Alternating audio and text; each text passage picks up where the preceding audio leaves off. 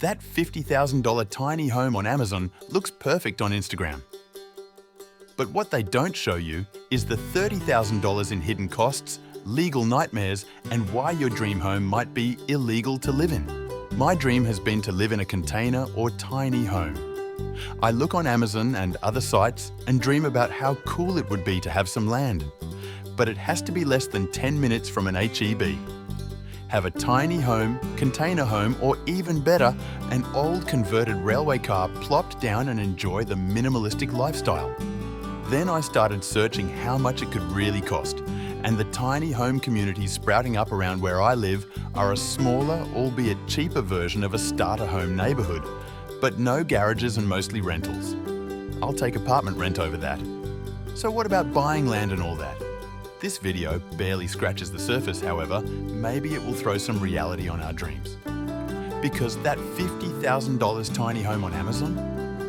What they don't show you is the $30,000 in hidden costs, legal nightmares, and why your dream home might actually be illegal to live in where you want it. I'm going to break down everything. From Amazon kits to premium brands like Tumbleweed and Escape, the real cost of land near civilization, permit nightmares, utility hookups, and why that mini-split HVAC might leave you sweating in Texas humidity or freezing when the temperature drops. Let's get for reals about tiny home living. Many are drawn to Amazon kit homes like Allwood or Tough Shed, priced from $15,000 to $80,000. These offer a basic DIY level structure. However, they often lack warranties and have poor resale value. Premium brands like Tumbleweed or Escape Traveler range from $70,000 to over $200,000. These are turnkey, professionally built, and often RVIA certified.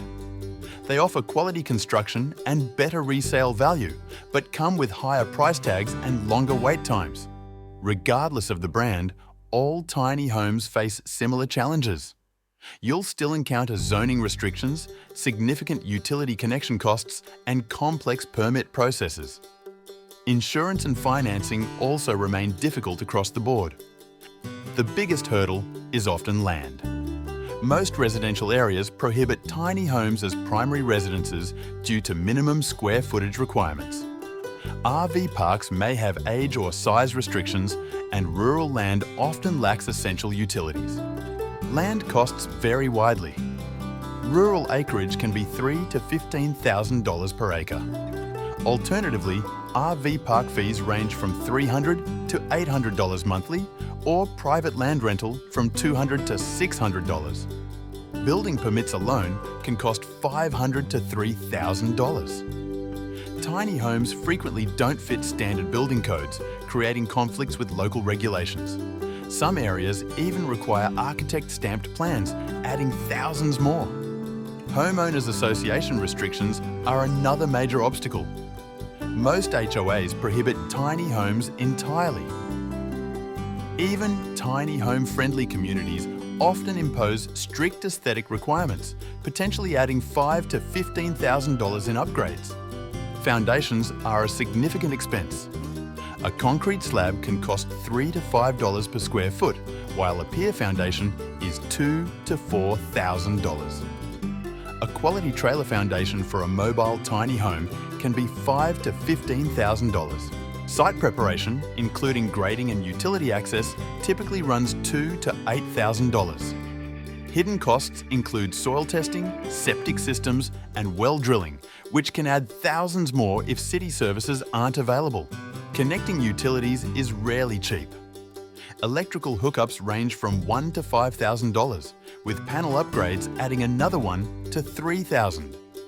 Water and sewer connections can cost $1,000 to $8,000 for city services, or $3,000 to $10,000 for a septic system.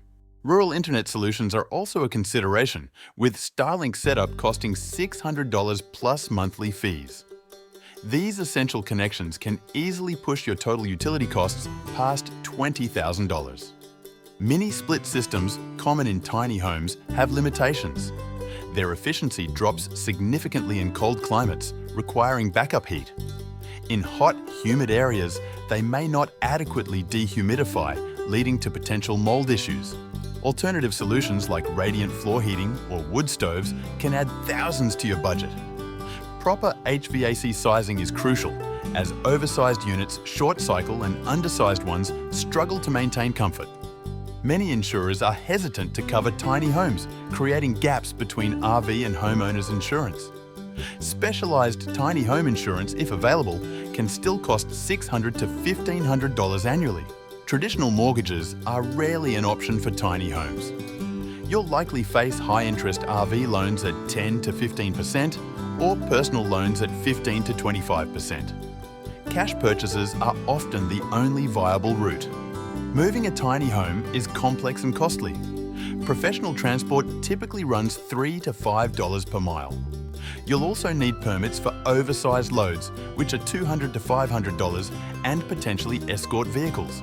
Consider an Amazon tiny home kit at $35,000. Add $8,000 for foundation and site prep, $2,000 for permits, $12,000 for utilities, $4,000 for HVAC, and $2,000 for transportation.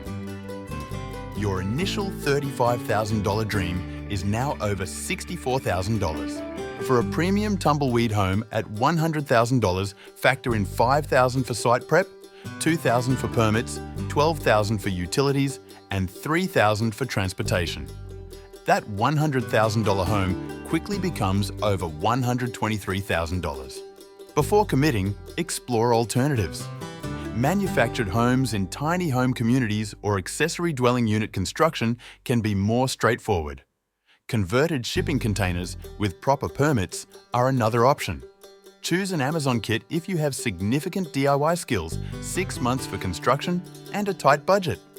Opt for a premium brand if you want a turnkey solution, prioritize quality, and have financing options. However, choose neither if you haven't solved the land and zoning issue first. Don't proceed without at least $40,000 in total budget or if you rely on traditional financing. Be prepared for the legal complexities.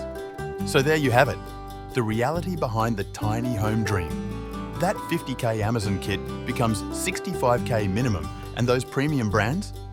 You're looking at $1 to $20K wains before you even have a place to put it. Subscribe for more videos about stuff that I'm interested in, and maybe you are as well. There's a lot of information out there, and I'm just getting started. I've been diving deep into Canadian and European tiny home and container companies that claim to ship to the United States. And yeah, that's got to be expensive.